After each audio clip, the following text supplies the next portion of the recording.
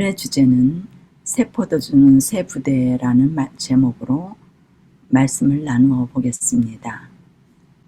마태복음 9장 16절에서 17절 말씀, 생배 조각을 낡은 옷에 붙이는 자가 없나니 이는 기운 것이 그 옷을 당기어 헤어짐이 더하게 되며 새 포도주를 낡은 가죽 부대에 넣지 아니하나니 그렇게 하면 부대가 터져 포도주도 쏟아지고 부대도 버리게 됨이라.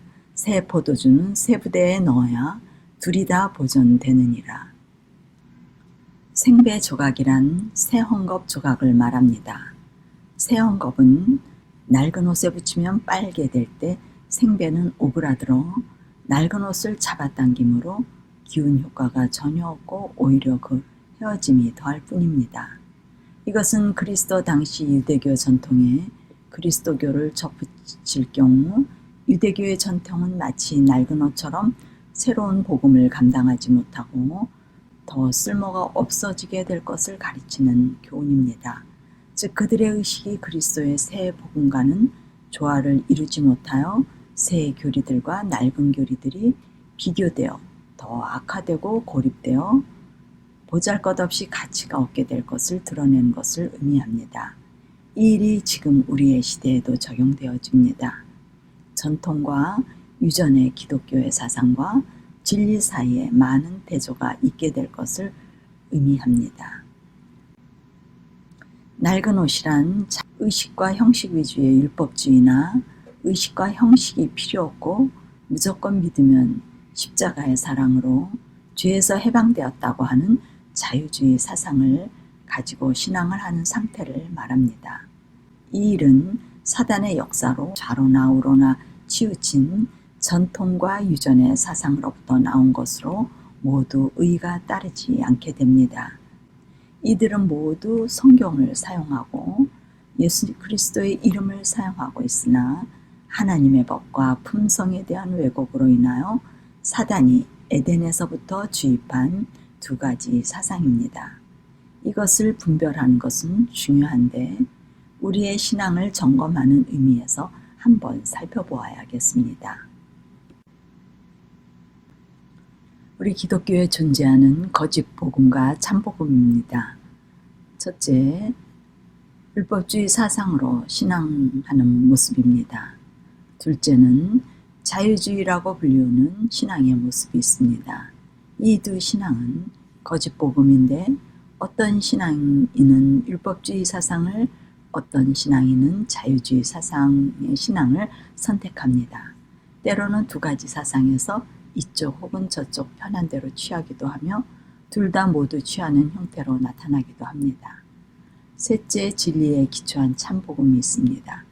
이러한 복음의 특징을 알고 분별력을 가져야 하는데 한번 살펴보도록 하겠습니다. 율법주의에 기초한 신앙인의 특성입니다. 첫 번째, 율법에 순종해야 한다고 가르치며 선한 행위를 강조하고 권면하는 일에 열심히 있는 것이 특성입니다. 둘째는 자신과 다른 사람들이 표준에 따르지 않으면 평화가 없고 지적해 주거나 가르쳐 주어 바로잡고자 하는 강한 생각을 가지고 있습니다. 셋째, 자신은 회개하여 거듭났으니 하나님의 계명을 지켜야 한다는 의무감을 가지고 말씀을 행하고 배우고 가르치고 의로운 생애를 살고자 노력합니다. 다른 사람과 비교하여 드러난 죄가 없을 때는 자신이 꽤 의롭다고 생각하는 특성이 있습니다.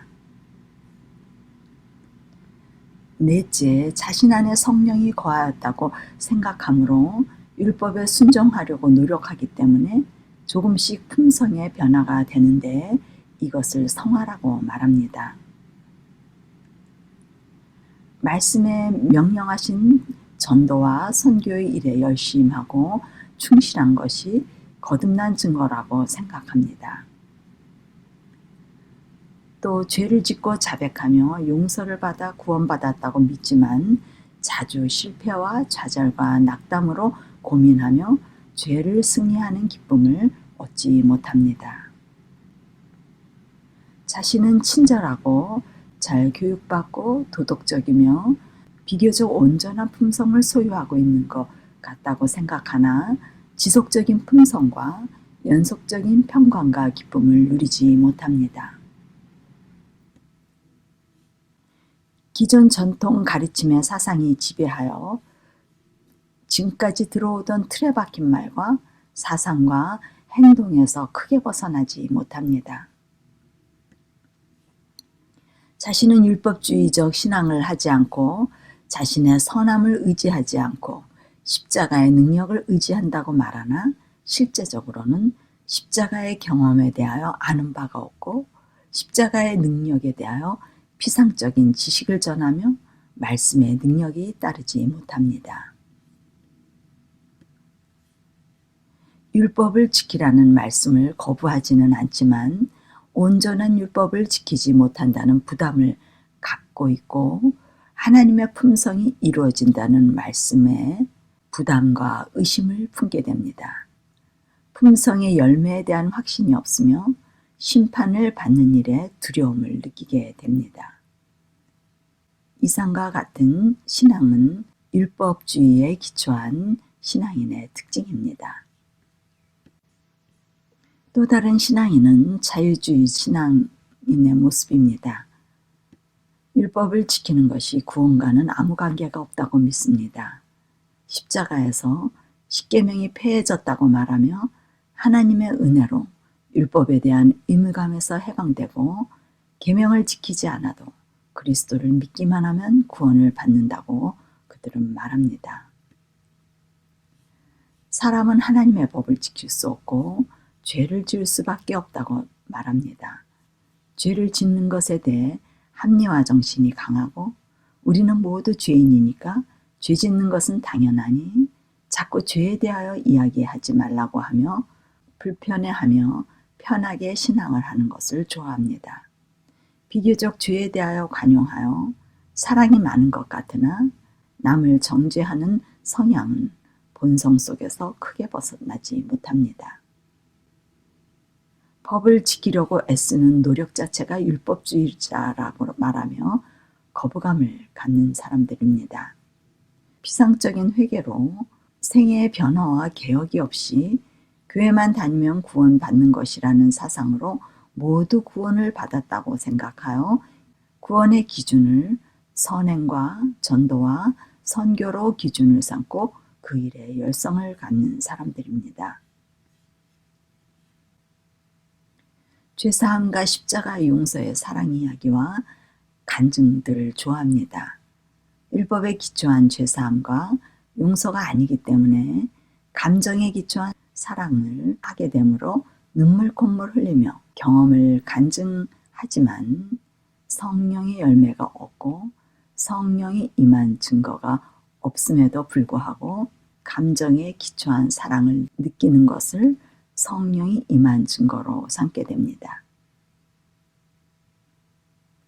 좋은 일, 착한 일, 선행을 많이 하고 남을 잘 돕는 것과 전도와 선교를 많이 하면 신앙이 좋고 사랑이 많은 사람이라고 판단하는 경향이 있습니다. 무조건 초자연적인 현상이 일어나면 성령의 역사라고 하며 구원의 증거로 하나님께서 자신을 사랑하는 표로 삼고 성령의 은사를 간절히 원합니다. 사단의 영의 역사를 참 분별하지 못합니다. 긍정적이고 적극적인 좋은 말, 좋은 행위, 좋은 생각 등 좋은 이야기를 하는 것을 미덕이며 예의로 생각하고 하나님의 사랑으로 간주합니다. 이상과 같은 생각을 가진 신앙인은 자유주의에 기초한 신앙인이 되겠습니다. 다음은 진리에 기초한 신앙인의 특징입니다. 먼저 구원이 전적으로 자신의 선한 행위에 근거한 것이 아니라는 것을 알고 하나님의 창조의 능력에 대하여 말하고 영광을 돌리게 됩니다. 또 회개케 하셔서 마음을 정결케 하시는 하나님의 능력에 관하여 자세히 단계별로 경험한 일들을 즐거이 말하게 됩니다. 사람들에게 계명을 지키라고 강권하지 않고 계명을 지키게 하시는 회개일과 성령의 능력과 십자가의 능력에 대하여 강권하게 됩니다. 회개로서 성령이 임하시게 되어 하나님의 법을 우리 마음에 기록해 주시는 새 언약에 대하여 말하기를 즐겨합니다. 초자연적인 성령을 구하지 않고 십자가의 경험으로 하나님의 법을 받고 계명이 지켜지는 품성을 받는 일을 가장 큰 초자연적인 일이라고 여기며 품성을 변화시키는 성령에 관한 이야기를 말합니다. 회개가 일어나게 되면 회개한 만큼 전도의 일을 할 것을 알고 회개 없는 선행이나 전도나 선교를 강요하지 않게 됩니다. 성령이 임하시는 것은 회개로서 이루어지는 것임을 알고 율법을 지키는 일이나 선한 행위를 권면하지 않습니다. 성령이 임하시면 자연적으로 율법이 지켜지고 선한 행위가 따라오기 때문입니다. 믿음에는 회개가 따른다는 것을 알고 회개를 우선순위에 두고 믿음의 결과 따라오는 선행이나 전도나 선교가 주제가 되지 않습니다. 자아를 굴복시킨 십자가의 경험에 대하여 즐겨 말합니다. 죄를 이기게 하시는 십자가의 능력 이야기가 그들의 주제가 됩니다. 자신은 죄인으로 무가치한 존재이며 죽을 수밖에 없는 존재라는 것을 의식하여 다른 사람들의 죄를 보게 될 때 겸손함이 따라옵니다. 자신이 죄인의 괴수였음에도 불구하고 용서받은 경험으로 인하여 다른 사람의 죄를 정죄하지 않습니다. 자신의 선한 행위에 가치를 두지 않을 뿐 아니라 다른 사람의 선행에도 별로 가치를 두지 않게 됩니다. 그와 동시에 다른 사람의 죄에도 별로 민감하지 않습니다. 인간의 모든 크고 작은 일, 선한 일, 악한 일 등에 예민하지 않습니다. 그들이 관심을 갖는 것은 하나님께서 하시는, 새롭게 창조하시는 하나님의 일에 관심을 갖기 때문입니다. 인간적, 감정적 사랑에 치우치지 않고 공의와 사랑의 균형이 이루어지는 원칙에 의하여 사랑을 하게 됩니다. 하나님의 나라와 법과 의는 이 땅에서 우리 마음속에 이루어질 수 있다고 강력하게 권면합니다. 이상과 같은 생각을 가진 신앙인은 진리에 기초한 신앙인이 되겠습니다. 율법주의나 자유주의는 바리새인의 유전에 기초한 쇠하여가는 낡은 가죽부대입니다. 그들은 자신들은 교훈을 필요로 하기에는 너무 현명하고 의로우며 존귀를 받을 만하다고 생각합니다. 그러한 이유에서 그리스도께서는 그들에게 돌아서서 무식한 어부들과 장터에 앉은 세리와 사마리아 여인 등 비천한 사람에게서 새 포도주를 담을 새 부대를 발견하셨습니다. 그분의 나라는 회개함으로 심령을 정결케 하는 믿음을 가진 사람들이 백성의 자격이 될 수 있고 믿음이 있다고 자부하는 전통과 유전의 교훈과 의식을 존중하고 중시하는 바리새인들의 신앙은 그리스도의 복음과 결합시킬 수 없었습니다.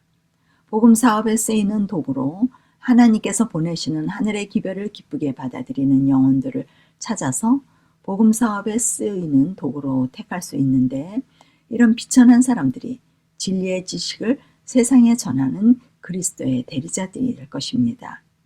그들은 겸손히 회개로서 새가죽 부대가 될 준비를 갖춘 사람들입니다.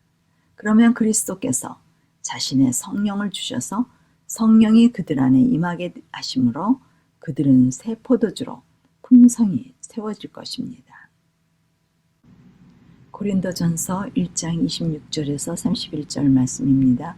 형제들아, 너희를 부르심을 보라.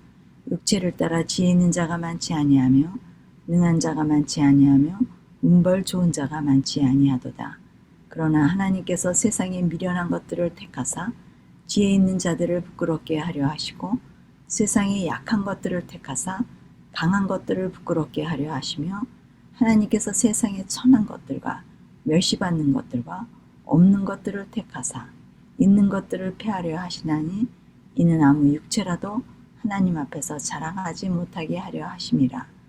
너희는 하나님께로부터 나서 그리스도 예수 안에 있고 예수는 하나님께로 나와서 우리에게 지혜와 의로움과 거룩함과 구속함이 되셨으니 기록된 바 자랑하는 자는 주 안에서 자랑하라 함과 같게 하려 함이니라.